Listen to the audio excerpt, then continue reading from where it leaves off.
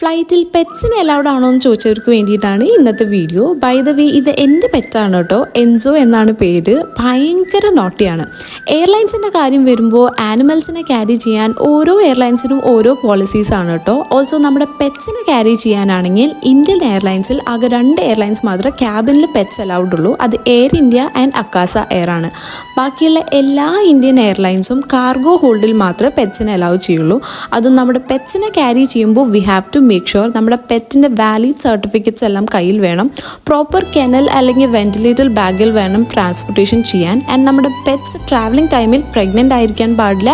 At least 8 വീക്കെങ്കിലും പ്രായം വേണം. Last but not the least, നമ്മൾ ക്യാബിനിൽ പെറ്റ് അലൗ ചെയ്യുന്ന എയർലൈൻസ് എല്ലാം മാക്സിമം 2 പെറ്റ്സ് പെർ ഫ്ലൈറ്റ് മാത്രമേ അലൗ ചെയ്യുള്ളൂ. അപ്പോൾ ഇത്രയേ ഉള്ളൂ. നാളെ വേറെ വീഡിയോ ആയിട്ട് വരാം. ടാറ്റാ.